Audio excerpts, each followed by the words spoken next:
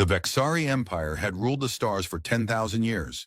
Their warships moved through space like metal giants, blocking out the light of suns wherever they went.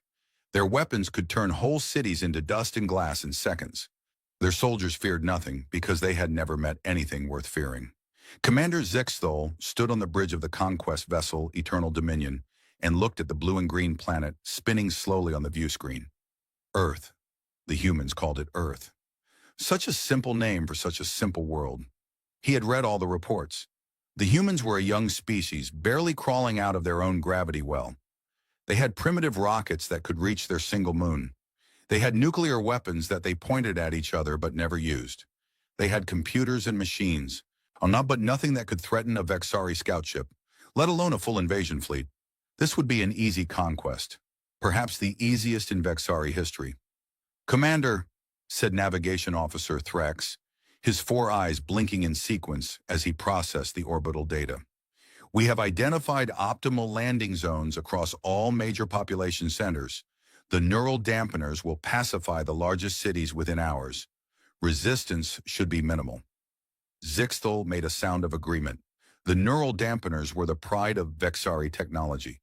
They broadcast a signal that disrupted the central nervous system of most species, making them calm and obedient. On Kethros Prime, the warrior clans had dropped their weapons and knelt before Vexari soldiers like children. On the ocean world of Des, the aquatic hunters had floated to the surface in peaceful surrender. No species had ever resisted the dampeners. "However," Threx continued, "I recommend we begin with a smaller settlement for initial testing. The humans have many different cultures and biological variations. We should confirm our equipment works on all types before committing to full planetary assault." This was wise counsel. Zixthol appreciated caution, even when it seemed unnecessary. "Select a remote location," he ordered, "somewhere isolated. We will establish a forward base, test our equipment, and then proceed with the main invasion." Threx manipulated the controls and the view screen zoomed in on a landmass the humans called North America. The image moved across vast cities with millions of inhabitants, over mountain ranges and flat plains, until it settled on a small area in the eastern portion of the continent. "This region is called Kentucky," Threx reported. "Low population density, limited military presence. The nearest major human military installation is over 200 of their kilometers away. Terrain is hilly and forested, which will provide cover for our landing." Zixthol studied the area. He could see small clusters of structures surrounded by green fields. Primitive roads wound through the hills like the tracks of crawling insects. It looked peaceful. It looked easy. "There," he said, pointing to a clearing near a small collection of buildings. "We land there. Send Sub-Commander Krell with a scout team. Standard first contact protocols." The orders were given. The shuttle was prepared. And within the hour, a piece of the Vexari Empire descended toward a place that did not appear on any major human map. A place the locals called Possum Holler.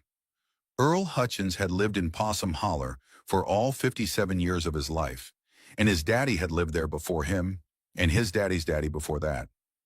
The Hutchins family had been farming this land since before anyone could remember, and Earl figured they would keep farming it until the sun burned out or the government finally taxed them into the grave. It was a hot August evening, the kind where the air sat heavy and wet on your skin, and even the insects seemed too tired to buzz. Earl sat on his porch with a cooler of Budweiser at his feet and a view of the back 40 acres stretched out before him. The tobacco was coming in good this year. The tomatoes in the garden were the size of softballs. Now, life was not perfect, but it was his, and that counted for something. He heard the sound before he saw anything. A low hum, like 1,000 bees trapped in a metal can. Earl frowned and looked up at the sky, expecting to see one of those fancy drones the kids were always flying around these days. What he saw instead made him set down his beer and stand up slowly. The thing coming down from the sky was not a drone. It was not a helicopter or a plane or anything Earl had ever seen in his life. It was shaped like a teardrop made of black metal, and it moved without any visible engine or propeller. Lights flickered along its surface in patterns that made Earl's eyes hurt if he looked too long. The craft descended into the clearing between his tobacco barn and the Piggly Wiggly parking lot about a quarter mile away. It touched down without a sound, settling onto the grass like it weighed nothing at all. Earl Hutchins had fought in Vietnam. He had seen things in those jungles that still visited him in his dreams 40 years later. He was not a man who scared easy. But watching that alien ship land in his backyard, he felt something cold settle into his stomach. Then the fear passed, and what replaced it was something much more familiar. Annoyance. He grabbed a fresh beer from the cooler and started walking toward the ship. Sub-Commander Krell had been part of the Vexari military for 300 years. He had participated in the conquest of 12 worlds. He had personally overseen the pacification of the Gren Collective, a species of hive-minded insects that had fought for every inch of their planet before the dampeners finally broke their will. He was experienced, competent, and utterly unprepared for what walked out of the darkness toward his ship. The human was large for its species, with a round middle and thick arms covered in wiry hair.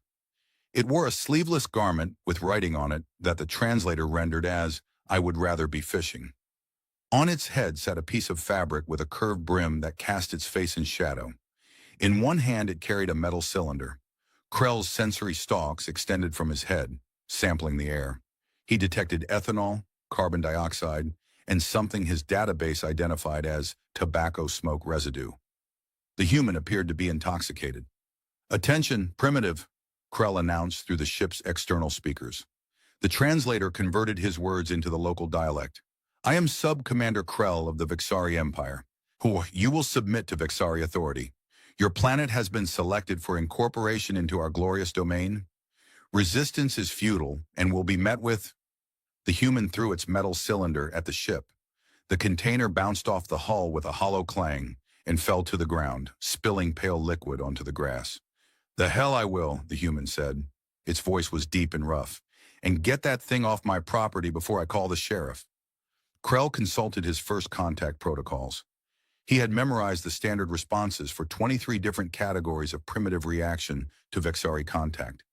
Immediate aggression was covered under Category 7, which called for a demonstration of superior firepower.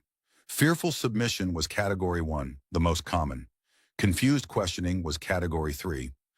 There was no category for a primitive throwing a beverage container at a Vexari ship and demanding it leave. "You do not understand," Krell tried again. "We are the Vexari. We have conquered 37 worlds. Our technology is beyond your comprehension. You cannot resist us. You must submit." The human made a sound that the translator struggled to interpret. It seemed to be a combination of air being expelled through the nose and a vibration in the throat. The database eventually identified it as derisive laughter. "Son," the human said, "I don't care if you're from Mars or from Memphis. You're on my land without permission, and that makes you a trespasser. Now I'm going to walk back to my house and get my shotgun. When I come back, you better be gone, or we're going to have a problem." The human turned and began walking away. Krell was so surprised that he almost let it go. Then training took over. He signaled the security team. "Restrain that creature. Non-lethal force. We need a specimen for study." The ship's side door opened, and 4 Vexari soldiers emerged. They were tall and thin, with gray skin and too many joints in their limbs. Their armor gleamed under the ship's lights. They carried pulse rifles that could stun or kill with equal ease. The human stopped walking. It turned around slowly. Its eyes moved from one soldier to the next, taking in their weapons, their armor, their alien bodies. Then it looked back at Krell, who had stepped out of the ship to oversee the capture personally. "Well now," the human said, "that's how it's going to be, is it? You will come with us peacefully," Krell said, "or you will come with us painfully. The choice is yours." The human smiled. It was not a friendly expression. In that moment, Krell felt something he had not felt in centuries. It was a small thing, easily dismissed. But later he would remember it clearly. It was doubt. "Name's Earl," the human said. "Earl Hutchins. And I want you to remember that, because I'm about to teach you boys a lesson about coming onto a man's land uninvited." What happened next was so fast that Krell's memory could never quite capture it properly. Earl Hutchins moved like something much younger and much more dangerous than he appeared. He grabbed the nearest soldier's pulse rifle and twisted it aside. His other hand came up, holding something small and metallic that he must have had in his pocket.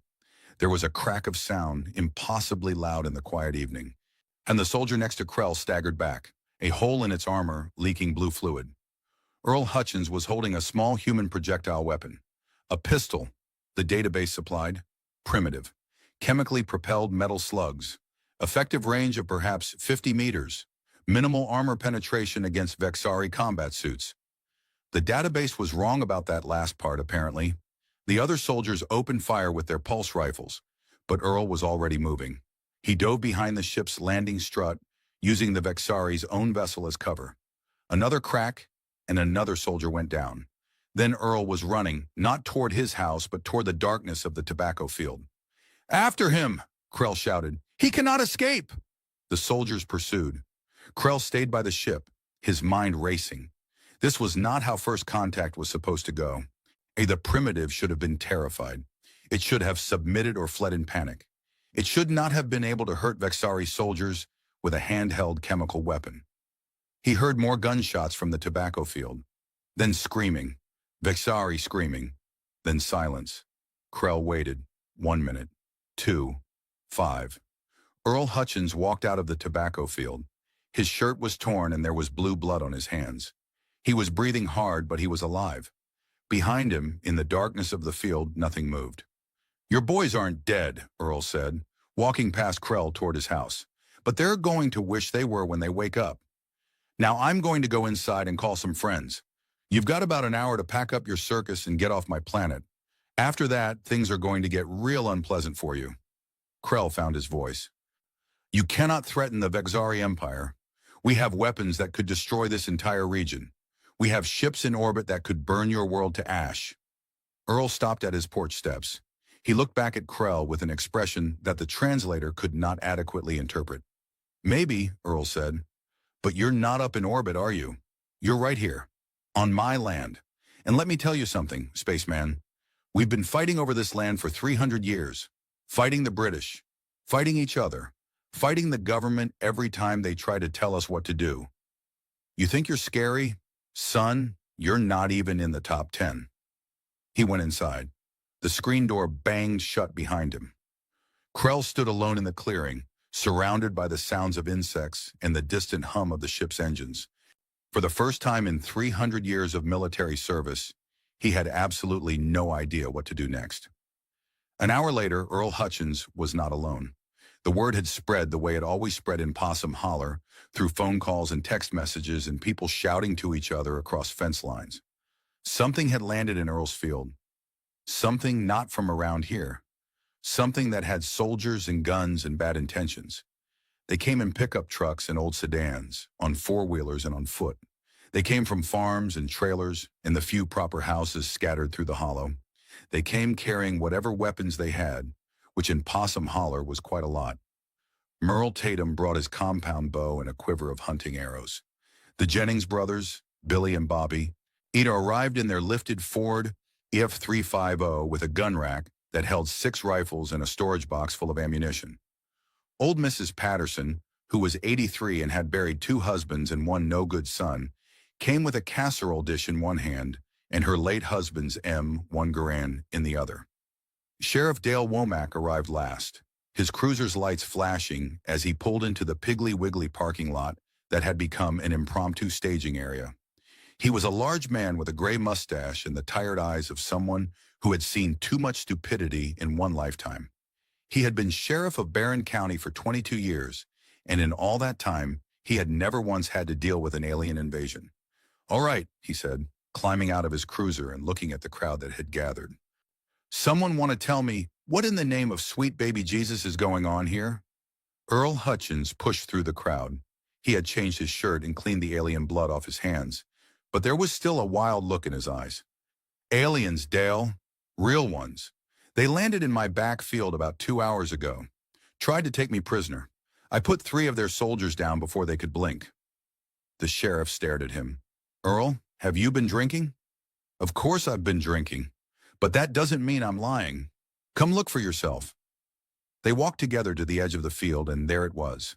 The alien ship sat in the clearing like something out of a movie, its black surface reflecting the moonlight. Figures moved around it, too tall and too thin to be human, their movements strange and unsettling. Sheriff Womack stood very still for a long moment. Then he took off his hat, ran a hand through his thinning hair, and put the hat back on. "Well," he said, "I suppose I should call this in to someone. The FBI, maybe. Or the military." "Already tried," Earl said. "Phone lines are jammed. Cell service, too. I think they're doing something to block communications." "So we're on our own?" Earl smiled that same dangerous smile he had shown Krell earlier. "Dale, when have we ever been anything else?" The sheriff looked back at the crowd in the parking lot. Farmers and mechanics and store clerks and retirees. Not soldiers, not trained fighters. Just regular people who had lived their whole lives in this forgotten corner of Kentucky. But they had guns. They had knowledge of the land. And they had something else. Or something that didn't show up on any scanner or database. They had 300 years of refusing to be told what to do. "All right," Sheriff Womack said, straightening up. "Let's go have us a town meeting."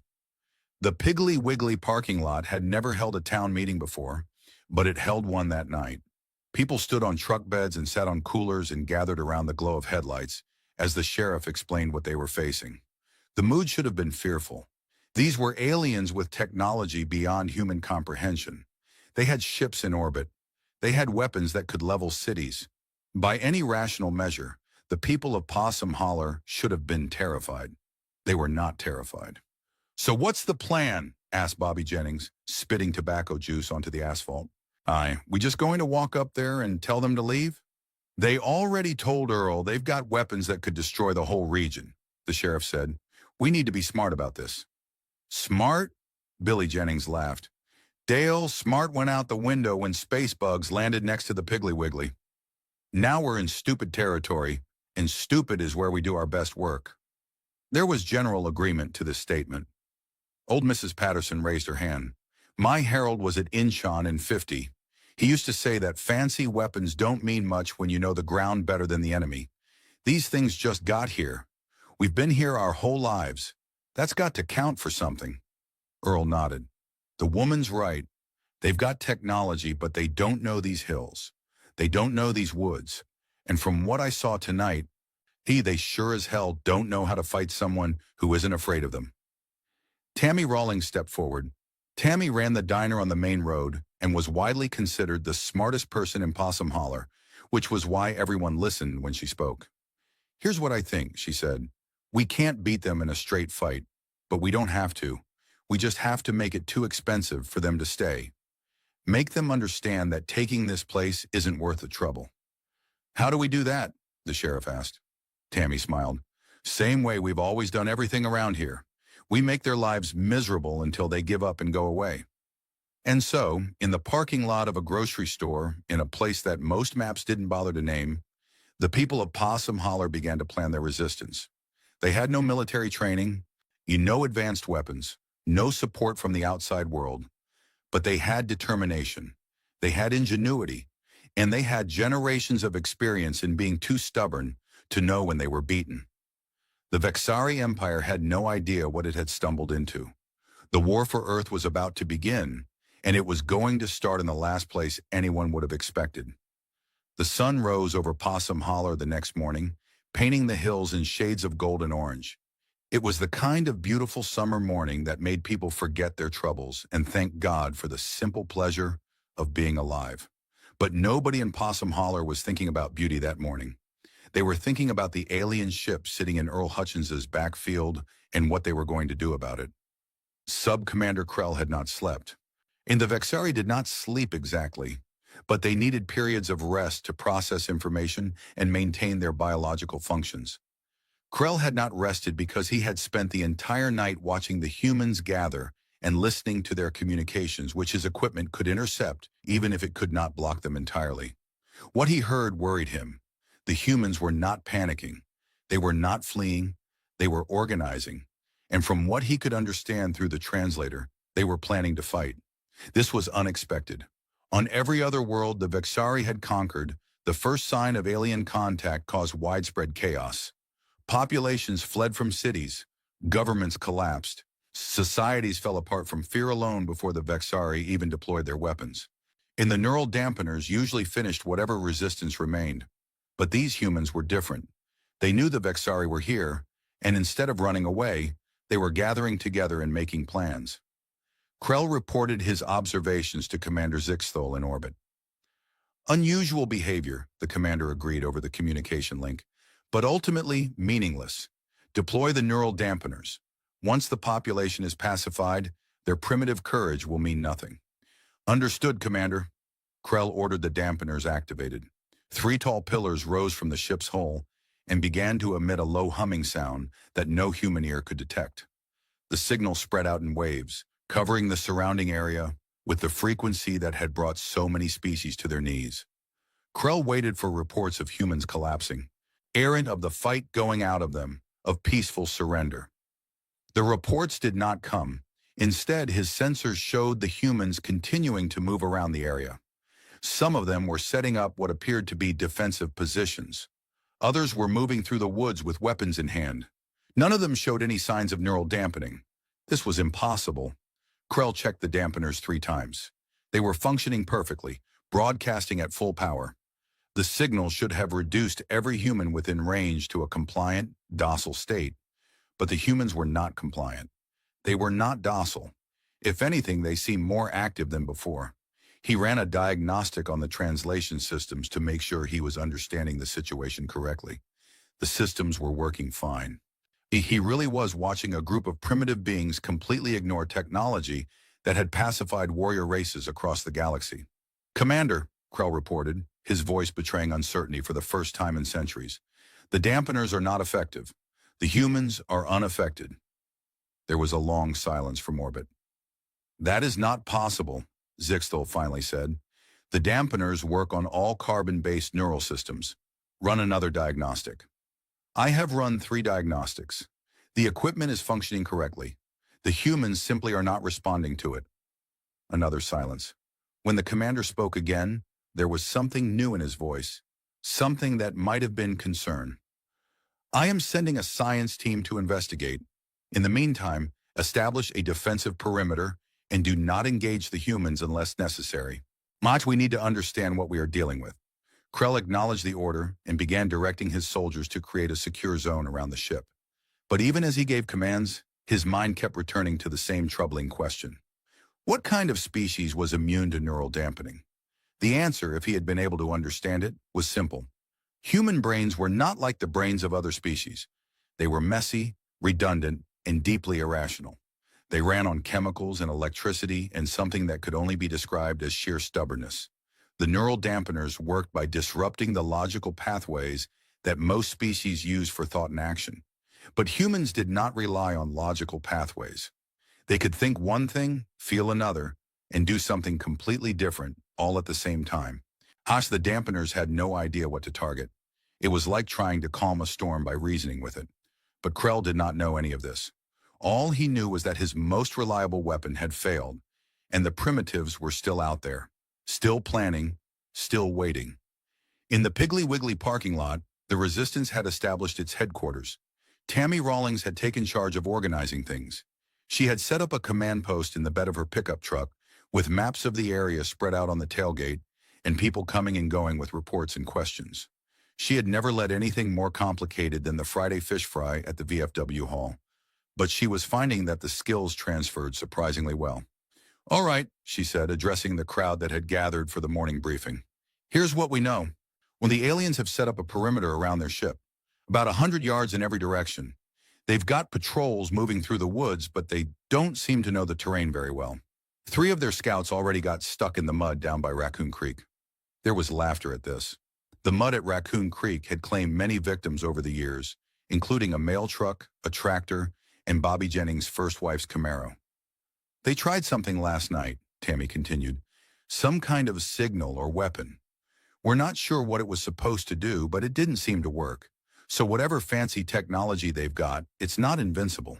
What's our play? Asked Merle Tatum. He had his compound bow over his shoulder and a look of eager anticipation on his face. Merle had been talking about fighting someone since he got back from the Gulf War 25 years ago, and now he finally had his chance. Tammy looked at Earl, who had been standing quietly at the edge of the group. Earl, you've had more contact with them than anyone. What do you think? Earl stepped forward. He had not changed much from the night before, still wearing his jeans and work boots and a fresh t-shirt that said, "If you can read this, you're too close." But there was something different in his eyes, something hard and focused. "They're not stupid," Earl said. "Whatever else they are, they're not stupid, but they're used to winning easy. You can tell by the way they move, the way they talk. They expected us to roll over, and when we didn't, they didn't know what to do. So we keep them off balance," Tammy said. "Or don't give them time to adapt."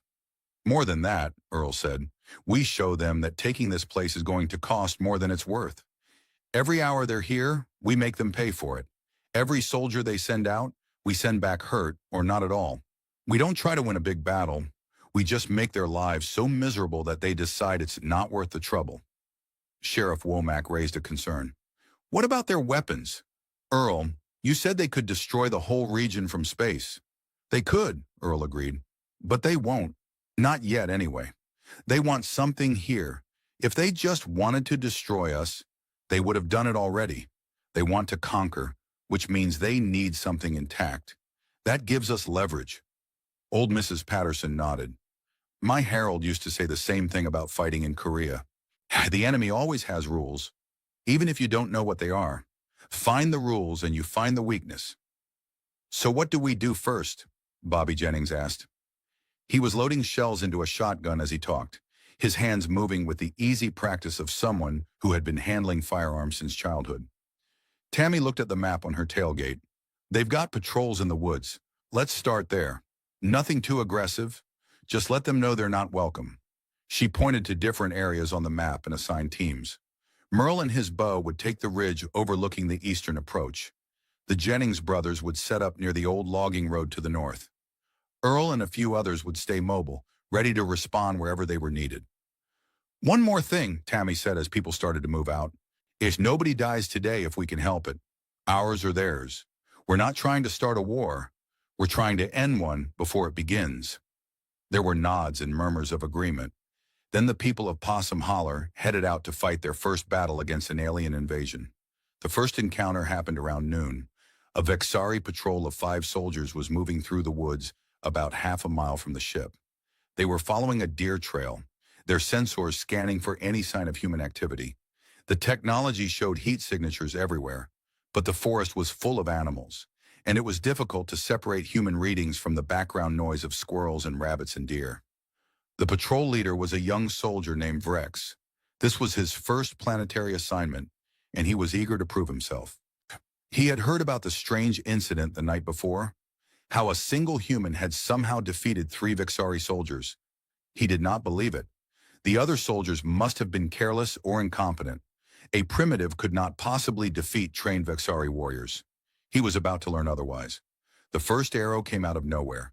It struck the soldier next to Vrex in the gap between helmet and armor, a gap of perhaps 2 inches that should have been impossible to hit from any distance. The soldier went down without a sound. Vrex spun, trying to find the source of the attack. His sensors showed nothing. The forest was quiet except for the buzzing of insects and the rustle of wind in the leaves. "Contact," he shouted, raising his pulse rifle. "Unknown direction. Find cover." The soldiers scattered, diving behind trees and rocks. But the trees in this forest were not like the vegetation on other worlds. They were old and thick, with bark like armor and branches that twisted in ways that made targeting difficult. Another arrow flew, another soldier fell. This one took the shaft through the knee joint, where the armor was thin. He screamed as he went down, clutching at the wound. Vrex fired blindly into the canopy, his pulse rifle sending beams of energy sizzling through the leaves. He hit nothing but wood and air. Then a voice came from somewhere in the forest, calm and almost friendly. "You boys lost? This here's private property." Vrex tried to pinpoint the voice, but it seemed to come from everywhere at once, bouncing off the trees and hills. "Identify yourself," he demanded. "In the name of the Vexari Empire." An arrow thudded into the tree next to his head, he close enough that he felt the wind of its passing. "Son, I don't care about your empire. You're on Tatum land, and we don't take kindly to trespassers. Now you can pick up your friends and head on back to your spaceship, or we can keep doing this. Your choice." Vrex looked at his fallen soldiers. 2 down out of 5. The enemy had not shown himself once. Their sensors were useless. Their superior weapons had hit nothing. He made the only sensible choice. "Fall back," he ordered. "Help the wounded. We're returning to base." The patrol retreated, carrying their injured comrades. No more arrows came. But as they left, Vrex heard something that would haunt him for years afterward. Laughter. Human laughter echoing through the trees. The next encounter went even worse for the Vexari. A larger patrol, 10 soldiers this time. It was sent to secure the road leading into town. Their orders were to establish a checkpoint and control access to the area. It should have been a simple task. They never saw the wire. It was stretched across the road about ankle height, nearly invisible against the dark asphalt. The lead soldier hit it at a full walk and went down hard. Before he could rise, a human female emerged from behind a tree. She was small and gray-haired and looked like someone's grandmother. She was also holding a cast-iron skillet like a weapon. Betty Ann Parsons had been cooking with that skillet for 40 years. Her biscuits and gravy were famous in 3 counties. She had never used it to hit anyone before. But there was a first time for everything. The Vexari soldier did not know what hit him. One moment he was trying to get up, and the next there was a sound like a bell being rung, and everything went dark. "That's for my garden," Betty Ann shouted, delivering another blow for good measure. "I had tomatoes coming in, and you parked your flying saucer right on top of them." The other soldiers raised their weapons, but before they could fire, more humans appeared. They came out of the ditches and from behind rocks, armed with an assortment of weapons that the Vexari database could barely categorize. Hunting rifles, shotguns, a baseball bat with nails driven through it, a chainsaw. There was a moment of confused standoff. The Vexari had superior firepower, but they were surrounded and caught off guard. The humans were outgunned, but they did not seem to care. Billy Jennings stepped forward. He was holding a double-barreled shotgun pointed at the ground, but his finger was on the trigger. "Here's how this is going to work," he said. "You're going to turn around and walk back to your ship. You're going to tell your boss that this road is closed, and if any of you metalheads come back this way, we won't be nearly as friendly. Are we clear?" The patrol leader hesitated. His training said to fight, but his instincts said something else. These humans were not acting like conquered subjects. They were acting like they had already won. "We will return with reinforcements," he said, trying to maintain some dignity. "You do that," Billy replied. "We'll be here." The patrol retreated.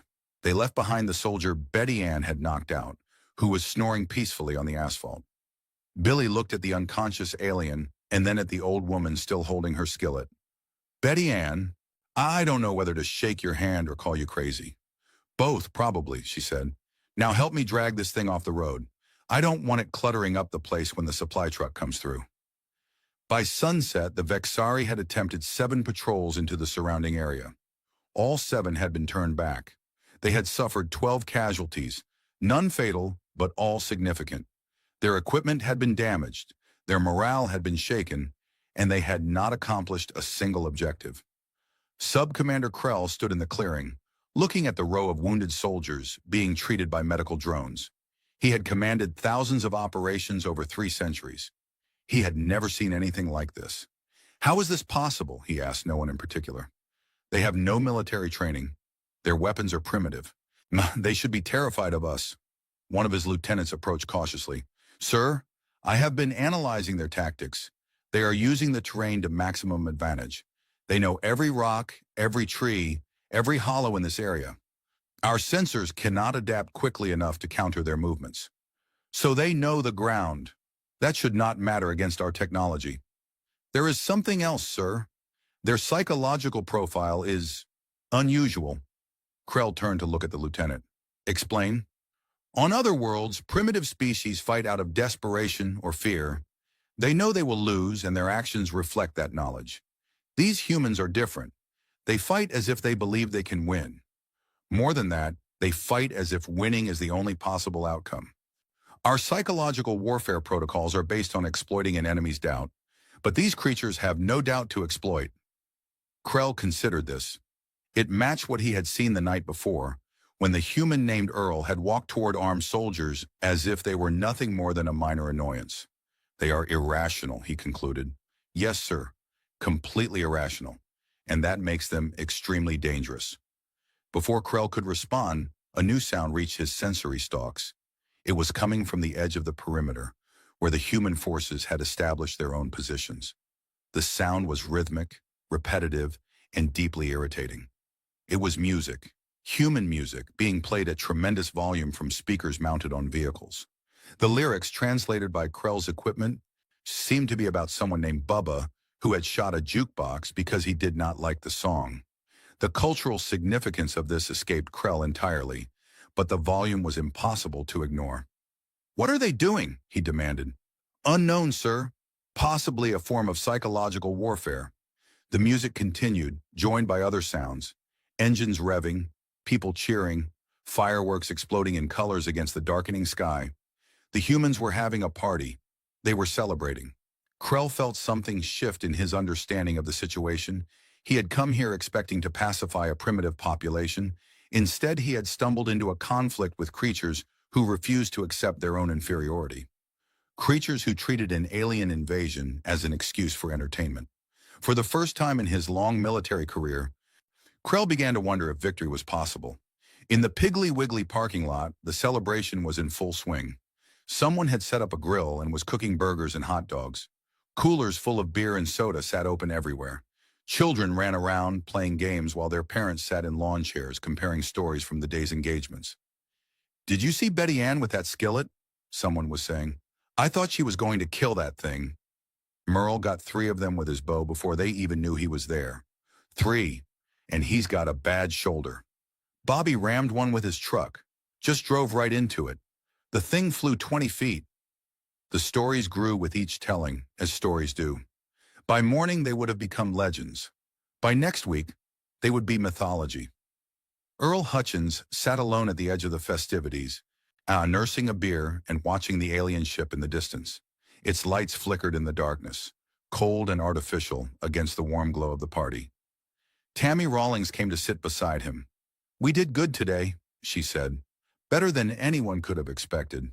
"Today was easy," Earl replied. "They weren't ready for us. Tomorrow they will be." "You think they'll bring more soldiers?" "I think they'll bring everything they've got." Earl took a long drink from his beer. "This was just the first round, Tammy. The real fight hasn't even started yet." Tammy looked at the ship, then back at the celebration, at the children playing, at the old folks telling stories, at the young men checking their weapons with grim determination. "Think we can win?" Earl was quiet for a long moment. When he spoke, his voice was soft but certain. "Ewing, I think we don't know how to lose, and sometimes that's enough." The party continued late into the night. The music played and the fires burned, and the people of Possum Holler celebrated their first victory against an empire that had conquered worlds. In the alien ship, Sub-Commander Krell watched and planned and worried. Tomorrow would be different, he told himself. Tomorrow, the Vexari would show these primitives the true meaning of overwhelming force. But somewhere deep in his mind, a small voice whispered doubts. What if overwhelming force was not enough? Commander Zixthal had not become the leader of a Vexari conquest fleet by accepting failure. He had risen through the ranks over 4 centuries of loyal service, commanding operations on 12 different worlds, never once retreating, never once admitting defeat. His record was perfect, and he intended to keep it that way. The reports from the surface were troubling. Sub-Commander Krell's patrols had been turned back repeatedly. The neural dampeners were ineffective. The primitives were not behaving like primitives. But none of this changed the fundamental equation. The Vexari had superior technology, superior numbers, and superior firepower. Victory was inevitable. It was simply a matter of applying the correct amount of force. "Send the heavy armor," Zixthal ordered. "Hover tanks, combat walkers, full assault configuration. I want that area secured within 1 rotation." The order was transmitted to the surface. Within hours, additional ships descended from orbit, carrying the heavy weapons that had crushed resistance on a dozen worlds. The hover tanks floated through the atmosphere, their massive cannons gleaming in the sunlight. The combat walkers unfolded from their transport pods, towering machines of war that stood 3 times the height of a human. Krell watched the reinforcements arrive with a mixture of relief and unease. The firepower now at his disposal was immense. A single hover tank could destroy the entire human settlement in minutes. The combat walkers could march through any obstacle the primitives might construct. But he remembered the laughter in the forest. He remembered the grandmother with the skillet. He remembered the way the humans had celebrated their small victories as if they had already won the war. Something told him this would not be as easy as the commander believed. The people of Possum Holler watched the reinforcements arrive from their positions in the hills. Through binoculars and rifle scopes, they observed the tanks and walkers and soldiers assembling in the clearing that had once been Earl Hutchins's backfield. "Well," said Bobby Jennings, lowering his binoculars, "that ain't good." The gathered leaders stood around Tammy's pickup truck, studying the enemy forces. The mood was more serious than it had been the night before. The celebration was over. The real war had begun. "How many soldiers?" Tammy asked. "Couple hundred at least," Earl replied. "Plus those big machines. I count 4 of the floating tanks and 6 of those walking things." Sheriff Womack shook his head. "We can't fight that. We were lucky yesterday because they underestimated us. But that's real military hardware down there. We've got hunting rifles and determination. Wait, that's not going to be enough." "So what do you suggest?" Merle Tatum asked. "We just surrender? Roll over and let them take whatever they want?" "I'm saying we need to be realistic. Maybe we should try talking to them. Find out what they actually want." There was silence in the group. Nobody liked the idea of negotiating with invaders, but nobody had a better suggestion either. Then Junior Sample spoke up. Junior was a quiet man in his 60s who had spent his entire working life in the coal mines until his back gave out. He had been sitting at the edge of the group, listening without comment. Now he cleared his throat and stood up slowly. "I might have an idea," he said. Everyone turned to look at him. "Before my back went bad, I worked demolition for the mining company, 30 years of blowing things up. I still got some supplies in my barn that nobody knows about. Not exactly legal supplies, if you understand my meaning." Earl raised an eyebrow. "Junior, are you saying you've got explosives?" "I'm saying I know how to make a very loud noise when I need to." Tammy studied the map on her tailgate. "Even if we had explosives, we can't fight those tanks head-on. They're too well armored." "Don't need to fight them head-on," Junior said. He walked over to the map and pointed to a spot where a narrow road crossed a creek. "There's only one road into town that can support heavy vehicles. Everything else is too narrow or too soft. They want to bring those tanks here. They have to come across the bridge at Mud Creek." Sheriff Womack saw what Junior was suggesting.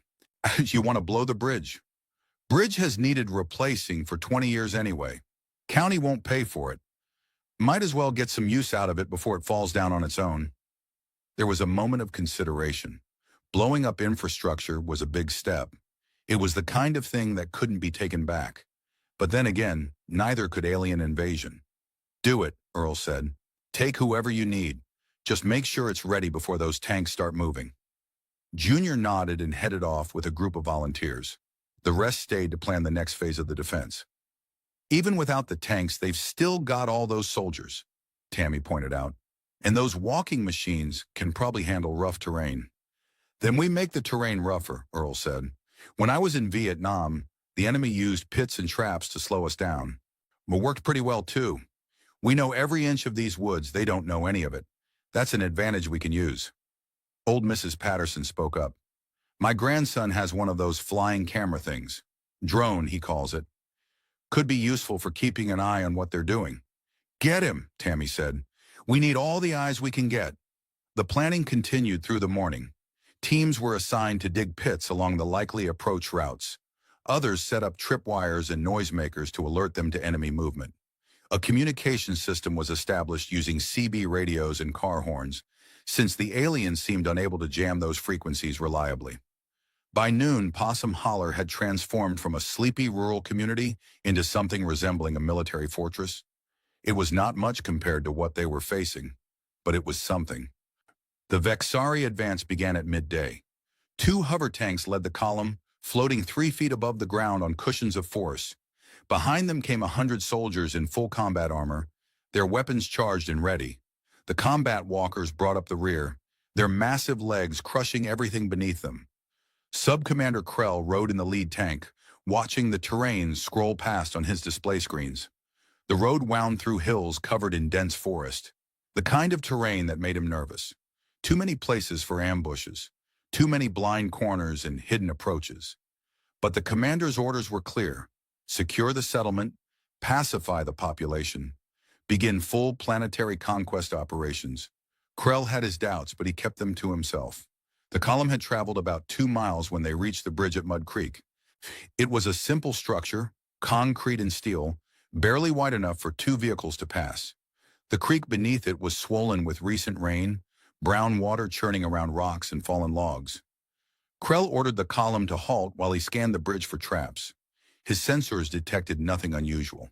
The structure appeared intact and stable. He did not detect the explosives that junior samples had placed in the support pillars, wrapped in plastic and buried in mud to hide them from thermal imaging. "Proceed," Krell ordered. The lead tank moved on to the bridge. It had crossed about halfway when the world erupted in fire and noise. Junior's charges went off in sequence, a rolling thunder of explosions that tore the bridge apart from both ends simultaneously. The hover tank's engines screamed as it tried to compensate. But there was nothing to compensate for. The bridge collapsed, taking the tank with it. The second tank stopped just short of the gap, its forward sensors registering the disaster. The crew inside watched as their sister vehicle tumbled into the creek, its engines sputtering and dying as water flooded the compartments. Krell's view screen showed chaos. The bridge was gone, replaced by a jagged gap of broken concrete and twisted metal. The creek had become an impassable barrier, too wide to jump and too deep to ford with heavy equipment. "Alternate route," Krell demanded. His navigation system searched the area, but the only other roads were narrow dirt tracks that could not support armored vehicles.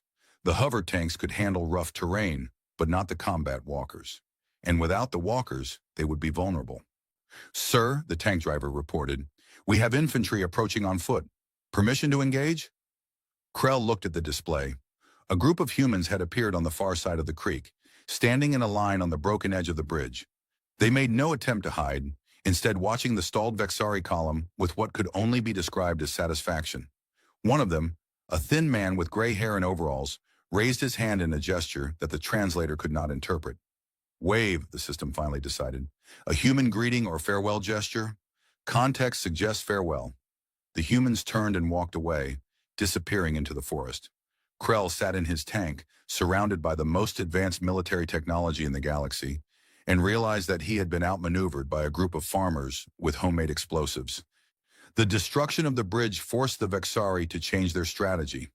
Unable to bring their heavy armor directly to the settlement, they were forced to advance on foot through the forest. The combat walkers could navigate the woods, but they were loud and slow, their every movement announcing their presence to anyone listening. This was exactly what the people of Possum Holler had planned for. The first walker entered the forest around 3 in the afternoon, its massive legs crushing underbrush and small trees as it moved. The pilot inside scanned for threats, his targeting system highlighting every heat signature in range. He did not see the cable stretch between 2 oak trees until it was too late. The cable was industrial strength, the kind used for logging operations.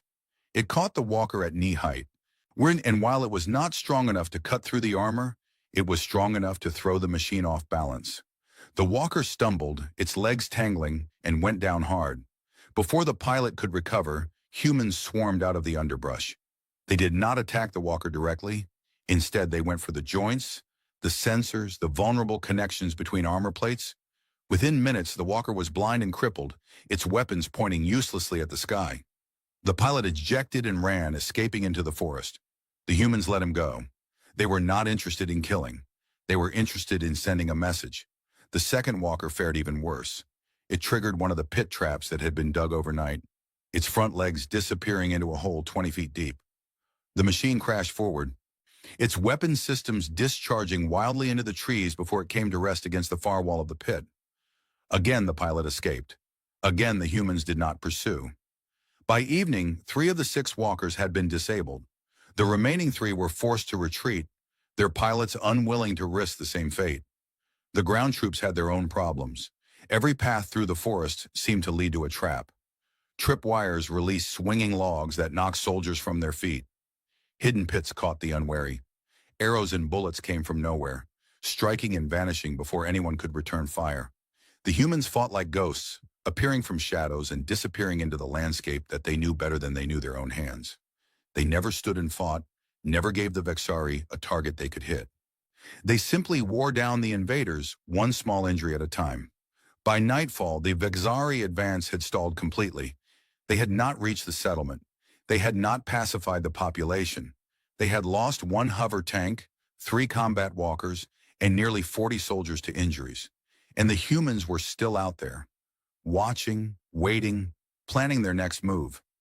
Commander Zixthal received the evening report with growing disbelief. "Explain to me," he said, his voice dangerously calm, "how a primitive species with no space travel, no energy weapons, and no military training has stopped a full Vexari assault." Sub-Commander Krell stood before the holographic display, trying to find words that would not get him executed for incompetence. "They know the terrain, Commander. Every tree, every hill, every hollow. Our sensors cannot adapt fast enough to counter their movements. And their psychology is unusual. They do not fight like conquered peoples. They fight like what?" Krell hesitated. "Like they believe they are defending their home, Commander, with all the irrational commitment that implies. Home is a concept. It cannot deflect weapons fire.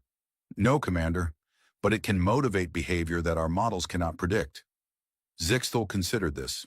The conquest of primitive worlds followed predictable patterns. The invaders demonstrated superior force. The natives surrendered or were destroyed. Resistance was brief and ultimately futile, but these humans were not following the pattern. They were adapting, learning, finding weaknesses that should not exist. They were treating a hopeless situation as if victory were possible. "Sony, increase the bombardment parameters," Zixthal ordered. "If they will not surrender, we will burn them out." Krell felt a chill. "Commander, orbital bombardment of this region would kill thousands of humans, most of whom are not involved in the resistance. It would also destroy the resources we came here to acquire. Then it would serve as an example to the rest of the planet. Sometimes a lesson must be taught in fire."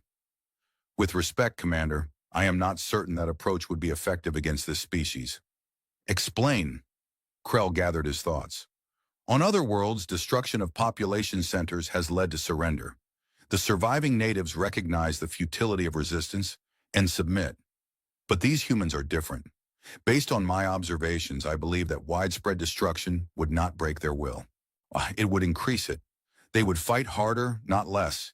They would make us pay for every life we took. You are suggesting that we cannot defeat them by force? I am suggesting that force alone may not be sufficient. We need to understand what we are dealing with before we commit to a strategy that could make things worse." Zixthal was quiet for a long moment. In 4 centuries of command, no subordinate had ever suggested that a primitive species could not be defeated by overwhelming force. The idea was absurd on its face, and yet the evidence was difficult to ignore. "Very well," the commander said finally. "You have 48 hours to find a solution. If you fail, we will proceed with orbital bombardment and accept the consequences." Krell acknowledged the order and signed off. 48 hours. It was not much time to understand a species that had defied every expectation, but it was better than nothing. That night, the Vexari camp was quiet. Soldiers rested and recovered. Technicians worked to repair damaged equipment. Officers planned and worried. In the hills above, the people of Possum Holler were not resting. They had learned that the enemy was planning something. Mrs. Patterson's grandson, whose drone had been circling the Vexari perimeter all day, had spotted unusual activity near the ship. Equipment was being assembled. Soldiers were being briefed. Something big was coming. "Could be those bombs Krell mentioned," Earl said. "The ones that could destroy the whole region." "We need to stop them," Tammy said. "How? We can't get near that ship. Their security is too tight." They sat around a small fire in the woods. It's the core group that had led the resistance from the beginning. Earl, Tammy, Sheriff Womack, the Jennings brothers, Merle, Jr., Mrs. Patterson. Just regular people who had somehow become generals in a war they never expected to fight. "What if we negotiate?" the sheriff suggested again. "Ask them what they want. Maybe there's something we can give them that would make them leave. You want to surrender?" Bobby Jennings asked, his voice hard. I want to survive. There's a difference. Earl shook his head. They don't want to negotiate. They want to conquer. We've seen how they operate on other worlds. Once they take over, you're not a free people anymore. You're property. So what's the alternative? Fight until they kill us all? Nobody had an answer to that. Then Tammy spoke up. What if we made them think we had something they couldn't risk destroying? Everyone looked at her. They're holding back from using their big weapons because they want something here. Resources, maybe, or strategic position. If we made them believe that destroying us would cost them something valuable, something they couldn't afford to lose. Like what? Tammy smiled. Like a bomb. A really big bomb that would go off if they killed us all. There was silence around the fire. We don't have a bomb, Junior pointed out. They don't know that. The idea hung in the air, crazy and dangerous and possibly their only hope. Bluffing aliens with nuclear weapons we don't have, Earl said slowly. That's either the smartest thing I ever heard or the dumbest. Do you have a better idea? Earl looked at the fire, then at the distant lights of the alien ship, then back at Tammy. No, he admitted, I don't. Then let's make them believe we have something worth being afraid of. The planning continued late into the night. By morning, they would either have a chance at survival or they would have made things much worse. Either way, they were not going down without a fight. The seventh day of the invasion began with rain. Heavy clouds rolled over the hills of Kentucky, dropping sheets of water that turned dirt roads to mud and forest trails to streams. The Vexari, who came from a dry world where precipitation was rare, found the conditions deeply unpleasant. Sub-Commander Krell stood under a portable shelter near the ship, watching the rain fall and thinking about the ultimatum he had been given. 48 hours to find a solution, and in half of that time was already gone. He had studied every piece of data his forces had collected about the humans, their biology, their technology, their social structures, their history. The more he learned, the less he understood. These were not a unified people. They fought among themselves constantly. Their history was filled with wars and conflicts and petty disputes. They could not agree on basic facts about their own world. By every measure, they should have been easy to conquer. And yet they were not. Krell had come to a disturbing conclusion. The very things that made humans weak as a species made them dangerous as individuals. Their irrationality meant they could not be predicted. Their stubbornness meant they could not be intimidated. Their tribal loyalties meant they would fight to the death for their homes and families, and even when victory was impossible. In short, humans were not governed by logic. They were governed by something else, something that the Vexari had no word for because they had never encountered it before. The humans called it spite. A soldier approached with a message from the perimeter. Sir, the primitives have requested a meeting under flag of truce. Krell's sensory stalks extended in surprise. They want to negotiate. So it appears, sir, a small delegation is waiting at the northern boundary. This was unexpected. The humans had refused all previous attempts at communication. They had responded to Vexari overtures with mockery and violence. Why would they want to talk now? There was only one way to find out. Prepare a security detail, Krell ordered. I will meet with them personally. The meeting took place in an open field, by neutral ground between the Vexari perimeter and the human positions. The rain had slowed to a drizzle, leaving the grass wet and the air thick with the smell of earth and growing things. Krell arrived with 4 guards, their weapons visible but not raised. He found 3 humans waiting for him. The older male he recognized as Earl Hutchins, the one who had fought off the first patrol. There was a female with dark hair and sharp eyes who seemed to be their leader, and a larger male with a gray mustache and a uniform that identified him as some kind of law enforcement official. The female spoke first. Thank you for agreeing to meet with us. My name is Tammy Rawlings. This is Earl Hutchins and Sheriff Dale Womack. We represent the people of Possum Holler. Krell inclined his head slightly. I am Sub-Commander Krell of the Vexari Empire. Well, you said you wish to negotiate. What are your terms? Tammy looked at him steadily. That depends. What do you want with our planet? It was a direct question, and Krell saw no reason not to answer it. Earth has resources that the Empire requires. Biological samples, mineral deposits, potential soldiers for our armies. Your world will be incorporated into our domain. Your people will serve our purposes. Slaves, you mean? Workers, soldiers, contributors to the greater glory of the Vexari Empire. That sounds a lot like slavery to me. Krell made a gesture that might have been a shrug. Call it what you wish. The outcome is the same. Your world will belong to us. Earl stepped forward.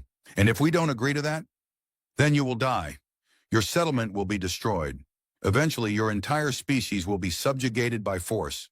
What's the only difference is how many of you will suffer in the process. The three humans exchanged looks. Then Tammy spoke again, and her voice was calm and cold. Here's the problem with that plan. If you destroy us, you lose more than you gain. Explain. Tammy reached into her pocket and pulled out a small device. It was crudely made, obviously of human construction, with blinking lights and a single button on its surface. This is a dead man's switch, she said, connected to a nuclear device we've hidden somewhere in the area. If I let go of this button, the bomb goes off. If you kill me, the bomb goes off. If you try to take this from me, the bomb goes off. Krell's guards raised their weapons, but Krell held up a hand to stop them. His sensors were scanning the device, trying to determine if the threat was real. You expect me to believe that you have nuclear weapons? Why not? Your database tells you we have nuclear technology. Your sensors can't find everything we've hidden in these hills, and we have nothing left to lose. If you destroy us, we take you with us. Every soldier, every ship, every piece of equipment, gone in a flash of fire. The scanner results came back inconclusive. The device was real, but Krell could not determine what it was connected to. His sensors had already proven unreliable against human countermeasures. If you detonate a nuclear device, you will die along with us. Tammy smiled. It was not a pleasant expression. That's the point.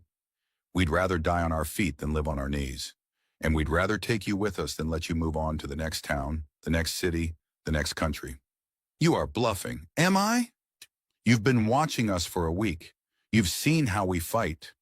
You've seen what we're willing to risk. Do you really think we're bluffing? Krell considered the question.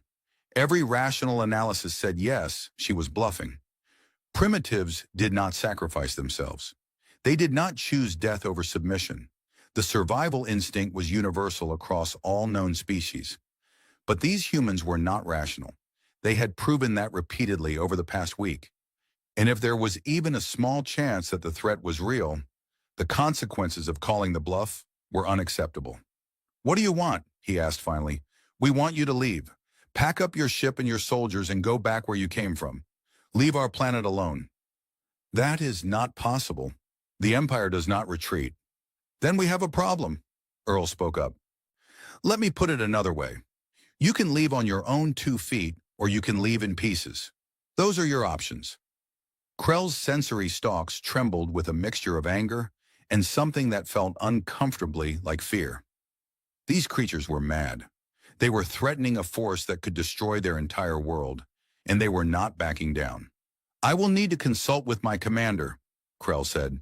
You do that, but remember, I get tired of holding this button, and things get real exciting real fast. Krell returned to his perimeter, his mind churning with thoughts he did not want to think. Commander Zixthul received the report with barely controlled fury. Nuclear weapons? These primitives are threatening us with nuclear weapons. It is possible they are bluffing, Commander, but I cannot confirm it. Their countermeasures have proven effective against our sensors. Then call their bluff. These creatures do not have the courage to destroy themselves. Krell hesitated. With respect, Commander, I am not certain of that. I have observed them closely. They are irrational in ways we do not fully understand. They may genuinely prefer death to submission. Nonsense. Every species has a survival instinct. They will not sacrifice themselves. We thought they would not resist our neural dampeners. We thought they would not fight our soldiers. We thought they would flee from our superior technology. We have been wrong about every assumption we have made regarding these creatures. Zixthul was silent for a long moment. In 4 centuries of command, no subordinate had ever spoken to him so bluntly. What do you recommend? He finally asked. One, I recommend we verify the threat before taking action. If they have hidden a nuclear device, We need to find it. If they have not, we can call their bluff and proceed with the assault. And if you cannot find it, Krell considered his words carefully, then we need to decide how much this particular piece of territory is worth. There are easier targets on this planet, populations less prepared to resist. If the cost of taking this area exceeds the benefit, it may be strategically wise to focus our efforts elsewhere. You are suggesting retreat. I am suggesting reallocation of resources. Zixthul made a sound of disgust. You have become soft, Krell. Too much time among these animals has corrupted your judgment. Commander, I am simply attempting to provide an accurate assessment of the situation. These humans are unlike anything we have encountered. They do not think like other species. They do not fear like other species. And if we continue to underestimate them, we will continue to suffer losses that we cannot afford. The communication ended without resolution. Zixthul had not approved a retreat, but he had not ordered an immediate assault either. They were in limbo, waiting for something to break the stalemate. In the hills above the Vexari camp, the people of Possum Holler were dealing with their own tensions. That was too close, Sheriff Womack said. If he had called your bluff, he didn't, Tammy replied. That's what matters. They had gathered in the barn that had become their unofficial headquarters. The rain was heavier now, drumming on the tin roof and turning the yard outside into a small lake. We bought time, Earl said. But time for what? They're not going to leave just because we scared them a little. Eventually, they'll figure out we don't have a real bomb, and then we're right back where we started. Worse than where we started, Bobby Jennings added, because now they'll be angry. Tammy looked at the map spread out before her. The positions of Vexari forces were marked in red, human positions in blue. The blue was heavily outnumbered. We need to make them believe the bluff is real, she said. Give them a reason to think we actually have something worth being afraid of. How do we do that without actually having a nuclear bomb? Junior Samples, who had been sitting quietly in the corner, cleared his throat. Well now, I might have some thoughts on that. Everyone turned to look at him. I told you I worked demolition for 30 years. I know a thing or two about making big explosions. Maybe not nuclear big, but big enough to make a point. What are you thinking? Junior stood up and walked to the map. The old coal mine up on Tucker Ridge.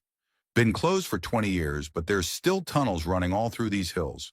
And coal dust, when it gets into the air just right, can explode something fierce. Happened twice when I was working. Killed 30 men between the two accidents. You want to blow up a coal mine? I want to make them think we blew up something much worse. Set off a big enough explosion, let them see the mushroom cloud, and they'll have to wonder if we were telling the truth about that bomb. Earl frowned. It's risky. If they realize it's just coal dust, the whole bluff falls apart. But if they don't realize it, they might just decide this place isn't worth the trouble. There was a long silence. Outside, the rain continued to fall. Finally, Tammy spoke. What do you need? Junior began listing supplies, oxygen tanks, ventilation equipment, timing devices. Most of it could be scrounged from local sources. Some of it would require creativity. As he talked, the plan took shape. It was dangerous, probably crazy, and might not work at all, but it was the best chance they had. One more thing, Tammy said when Junior had finished. We need to keep up the pressure while we're preparing this. If they think we've gone quiet, they might get bold. What do you have in mind? Psychological warfare. They're already on edge. Well, let's keep them that way. The psychological warfare began that same night. The Vexari soldiers were trying to rest when the noise started. At first, it was just engines revving at the perimeter, the rumble of trucks and cars creating a constant background roar. Then came the music, blasted from speakers at maximum volume. The songs were a deliberate selection, country music about drinking and fighting and heartbreak, rock and roll about rebellion and freedom, gospel music about eternal damnation for the wicked. The genres mixed together into a wall of sound that penetrated every corner of the Vexari camp. The soldiers tried to block out the noise with their helmets, but the sound was too powerful. They could feel it in their bones, a vibration that made concentration impossible. Then came the lights. Fireworks launched from the hills, neon bursting in colors against the dark sky. Flashlights moving through the trees like dancing spirits. Headlights sweeping back and forth in patterns that seemed almost hypnotic. And through it all, the humans kept talking. CB radios broadcast a constant stream of chatter, conversations about family and hunting and complaints about the weather. Sometimes they talked directly to the Vexari, mocking them, challenging them, reminding them that they were surrounded by enemies who knew every inch of the terrain. Hey there, space bugs! How y'all enjoying your stay in Kentucky? Pretty rough night out here with all this rain. Hope you brought your umbrellas. My mama makes a mean fried chicken. You boys want some? Just come on out of that fancy ship and we'll set you right up. Hey, Krell! That your name? Krell? And I heard your boss is pretty mad at you. Something about losing 3 robots to a bunch of farmers? That's gotta sting, don't it? The Vexari tried to jam the transmissions, but there were too many frequencies and the humans kept switching between them. They tried to identify the speakers for targeted strikes, but the voices moved constantly, never staying in one place long enough to track. By morning, the entire Vexari force was exhausted, irritated, and no closer to victory than they had been the day before. Krell surveyed his troops and felt something close to despair. The soldiers who had conquered worlds were stumbling around like the walking dead. Their morale was shattered.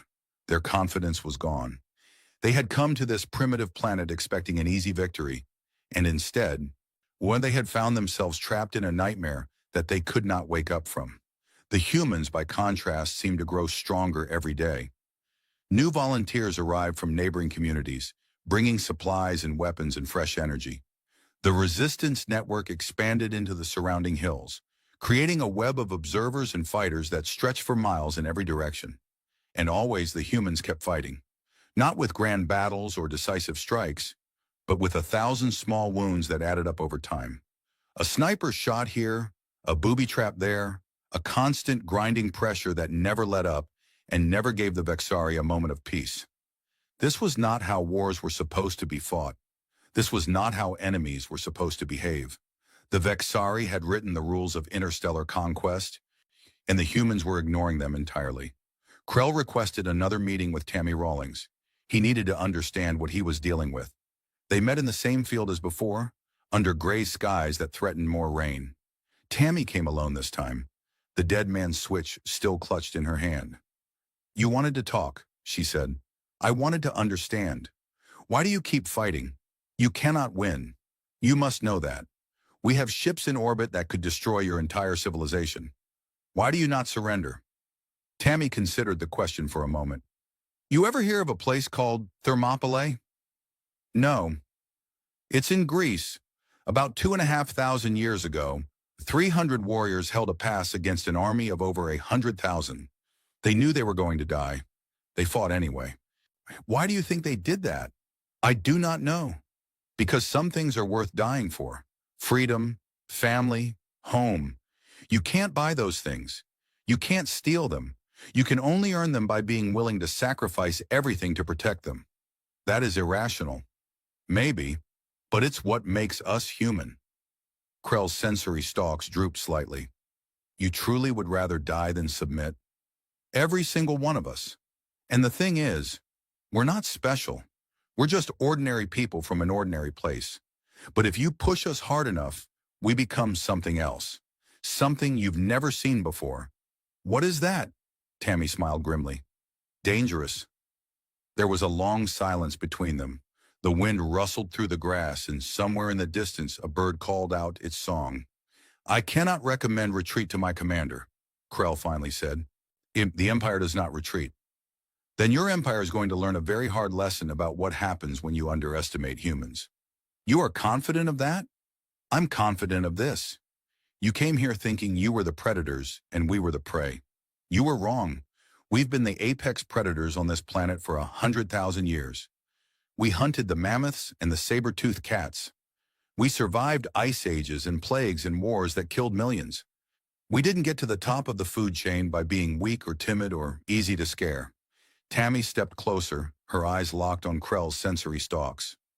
"You want to know why your dampeners didn't work on us? Because we're not built for obedience. We're built for resistance. Every generation that came before us was defined by the ones who refused to give up, who kept fighting when every logical calculation said they should quit. That's what we are. That's what you're dealing with. And if you think you can break that by parking a spaceship in our backyard, you're dumber than you look." She turned and walked away, disappearing into the forest without looking back. Krell stood alone in the field for a long time, thinking about everything she had said. Then he returned to his camp to await whatever came next. Junior Samples and his team worked through the night. The old coal mine was dark and unstable, with walls that creaked and groaned with every step. But Junior knew these tunnels like the back of his hand. He had worked them for 3 decades before the company closed down and moved to cheaper operations overseas. They placed the charges carefully, following Junior's precise instructions. Coal dust was suspended in the air using fans powered by car batteries. Oxygen tanks were positioned to enhance the explosion. Timing devices were wired together in a sequence that would create a chain reaction, each blast triggering the next in a rolling thunder of fire and fury. "This is going to work?" Earl asked, watching the preparations with worried eyes. "Should make a hell of a bang," Junior replied. "Whether it fools anyone, that's another question." By dawn, everything was ready. The team retreated to a safe distance and waited for the signal. In the Vexari camp, the soldiers were preparing for another miserable day when the horizon lit up like the sunrise had come back for a second try. The explosion tore through Tucker Ridge with a sound like the world ending. A column of fire rose into the sky, carrying with it a mushroom cloud of smoke and debris that could be seen for miles. The ground shook, windows shattered in the nearby towns. Car alarms went off all across the county. Every sensor in the Vexari camp registered a massive energy release. The computers struggled to categorize the explosion, running through possibilities and probabilities. "Nuclear detonation," the system concluded. "High probability." Krell stared at the readings. The humans had done it. They had actually detonated a nuclear device rather than submit to Vexari rule. Or had they? He studied the data more carefully. Something was not right. The radiation signatures were wrong, the energy patterns inconsistent with a true nuclear explosion. But he could not be certain. Human technology was primitive, and their nuclear devices might behave differently than the Vexari's more refined weapons. Either the humans had a nuclear capability and were willing to use it, or they had just performed one of the most convincing bluffs in the history of interstellar warfare. Either way, the implications were terrifying. Krell sent an urgent message to Commander Zix-Thul. "The situation has changed, Commander. I recommend immediate strategic reassessment." In the hills above the smoking ruins of Tucker Ridge, the people of Possum Holler watched and waited to see if their desperate gamble would pay off. The fate of their world hung in the balance. Commander Zix-Thul stood on the bridge of the Eternal Dominion, staring at the holographic display that showed the aftermath of the explosion on the planet below.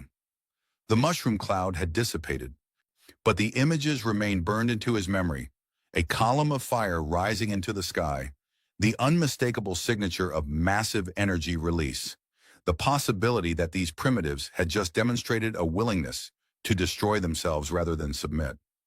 His science officers were divided on the analysis. Half of them believed it was a genuine nuclear detonation, proof that the humans had weapons capable of threatening Vexari forces. The other half suspected a bluff, some kind of elaborate deception designed to create the appearance of nuclear capability without the actual substance. The problem was that neither conclusion was acceptable. If the humans had nuclear weapons and were willing to use them, then any attack on their territory carried unacceptable risks. Vexari soldiers were valuable, and losing them to primitive atomic weapons was not a cost the Empire could justify. But if it was a bluff, calling it wrong could result in the same outcome. Either way, the path forward was clouded with uncertainty. "Commander," the communications officer reported, "Sub-Commander Krell is requesting permission to withdraw forces to a defensive posture." Zix-Thul considered the request. Krell had been advocating for caution from the beginning, and events had proven many of his concerns valid. But withdrawal was not in the Vexari nature. The Empire did not retreat. The Empire conquered. "Denied," he said. "We will not show weakness to these creatures." "Commander, if I may," the science officer interjected, "the analysis of the explosion remains inconclusive. However, there is one data point that should inform our decision." "Speak." The human's psychological profile suggests that they are capable of self-destructive behavior when sufficiently motivated. Historical records show multiple instances of humans choosing death over surrender, including the mass suicide of entire populations, rather than submit to enemy forces. The probability that they would detonate a nuclear device, despite the consequences, is not insignificant. Zixthul absorbed this information. It aligned with everything Krell had been reporting from the surface. These humans were not like other species. They did not calculate cost and benefit the way rational beings should. They made decisions based on emotion, on pride, on something they called honor that had no clear strategic value. "What do you recommend?" he asked. The science officer hesitated. "There are other targets on this planet, Commander. Population centers that would be easier to subdue. Resources that could be acquired without this level of resistance. From a purely strategic perspective, it might be more efficient to focus our efforts elsewhere and return to this region when we have a better understanding of what we are dealing with." "You are recommending that we abandon the conquest of this area." "I am recommending that we prioritize objectives based on a realistic assessment of costs and benefits. The resistance in this region has proven far more effective than anticipated. Continuing to engage them diverts resources from more productive operations." Zixthul was silent for a long moment. In 4 centuries of command, he had never abandoned a conquest. His record was perfect, and he had intended to keep it that way. But perfection was a luxury he could no longer afford. The humans had made certain of that. "Contact Subcommander Krell," he finally said. "Tell him to prepare for evacuation." The news reached the Vixari camp in the early hours of the morning. Krell read the orders twice, not quite believing what he was seeing. Full withdrawal. All personnel and equipment to be extracted within 48 hours. The conquest of this region was officially suspended pending further analysis. He felt no joy at the news. They had been defeated by primitives. Creatures with chemical weapons and ground vehicles had driven back the might of the Vixari Empire. It was humiliating, unprecedented, and would likely end his military career. But he was also relieved. The fighting would stop. No more soldiers would be lost to traps and ambushes. No more patrols would disappear into forests that seemed to swallow them whole. The nightmare was ending. The evacuation began immediately. Shuttles descended from orbit to collect soldiers and equipment. The disabled combat walkers were stripped of useful components and abandoned. The crashed hover tank was left in the creek where it had fallen, too damaged to be worth the effort of recovery. As the sun rose over Possum Holler, the Vexari began to leave. The humans watched from their positions in the hills, not quite believing what they were seeing.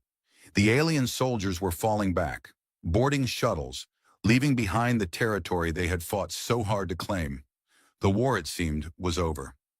Earl Hutchins stood on the ridge overlooking the Vexari camp and watching the evacuation with tired eyes.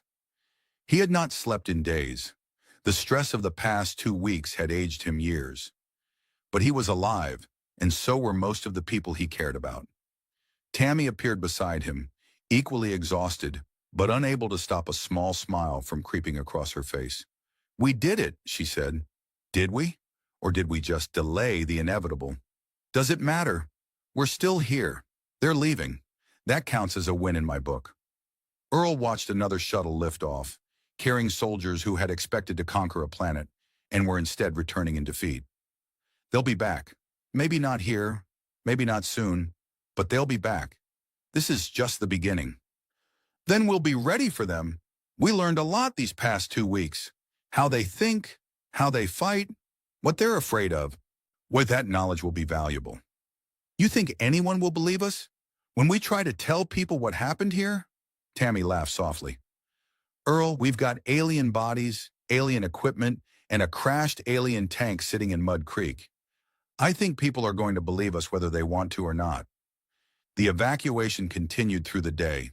By afternoon, only the main ship remained, its crew completing final preparations for departure.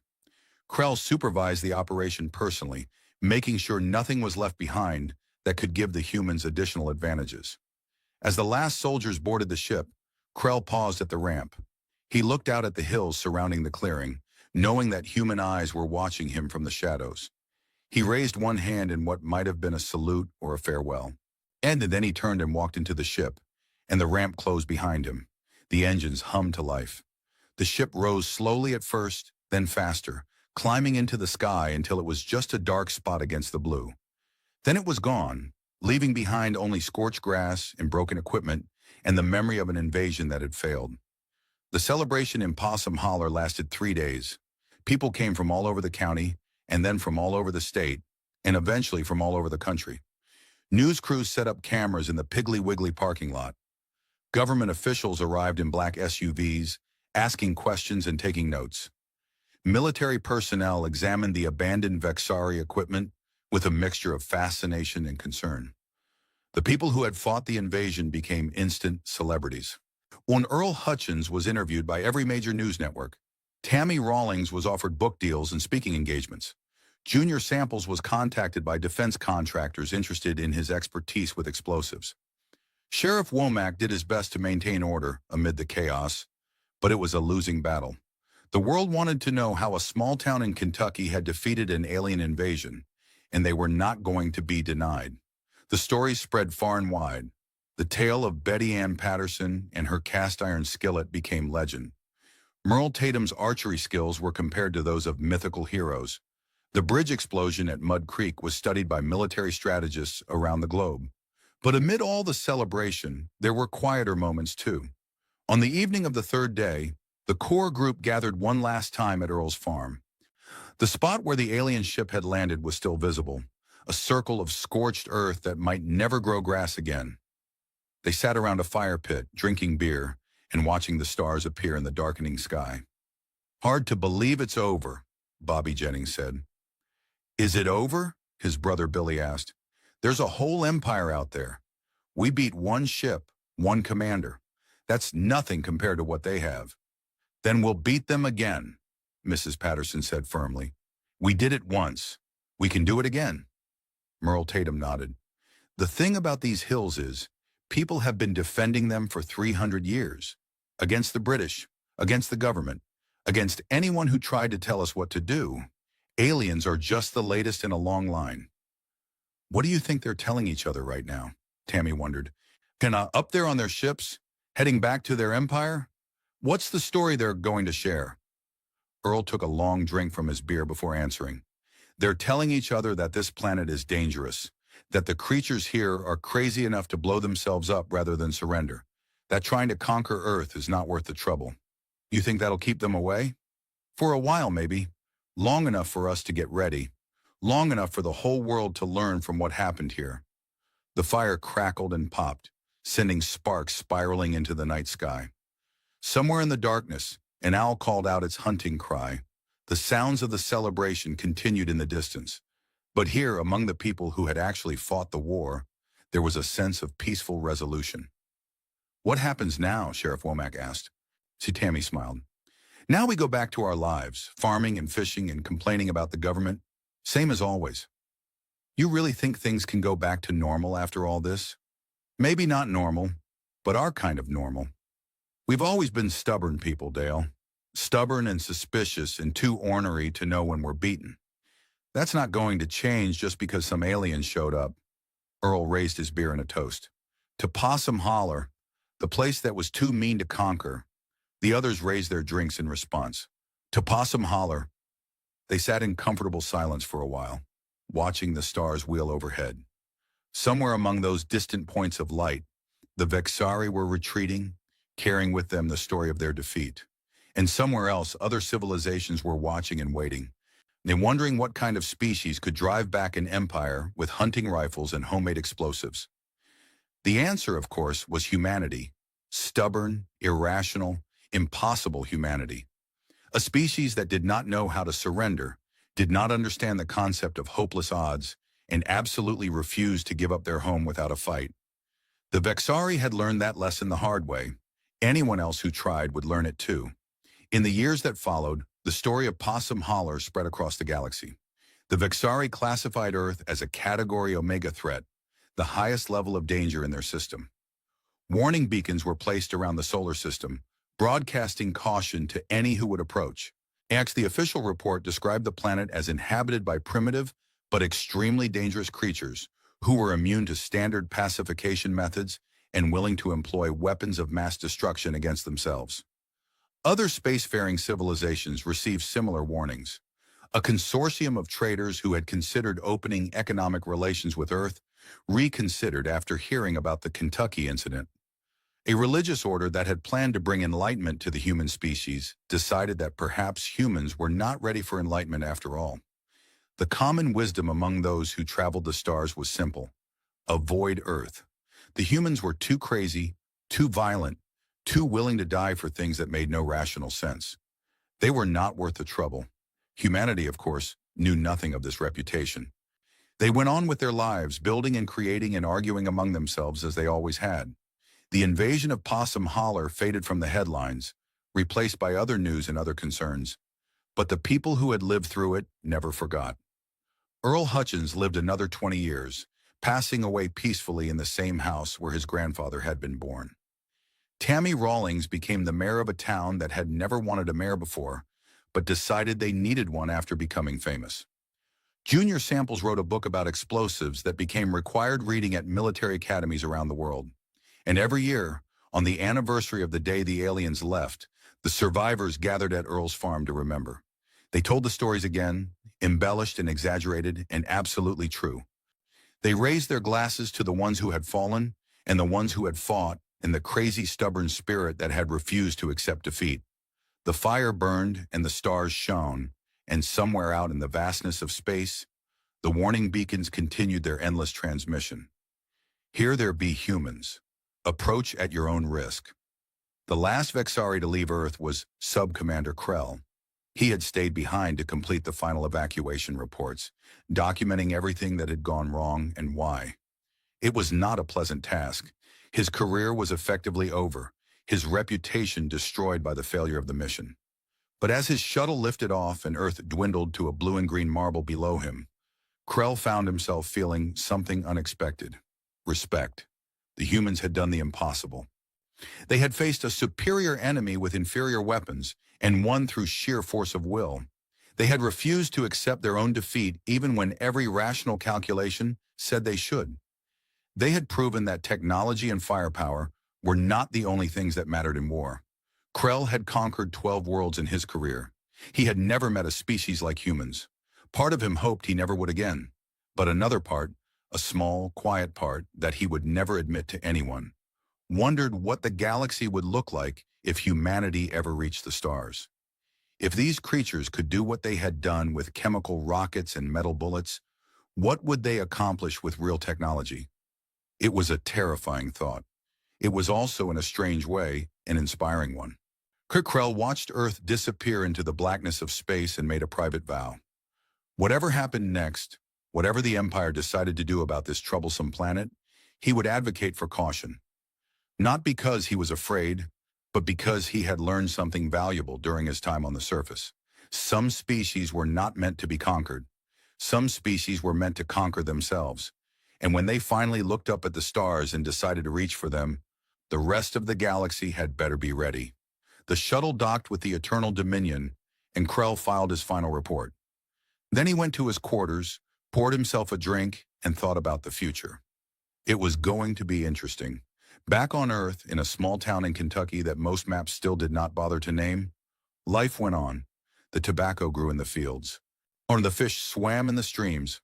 The people argued about politics and football, and whether the new preacher at the Baptist church was better or worse than the old one. But sometimes, on clear nights when the stars were bright and the air was still, the old-timers would gather on their porches and look up at the sky. They would remember the time when fire fell from heaven and strange beings walked their hills. They would remember the fear and the fighting and the wild joy of victory against impossible odds. And they would smile and shake their heads and pour another drink, because they were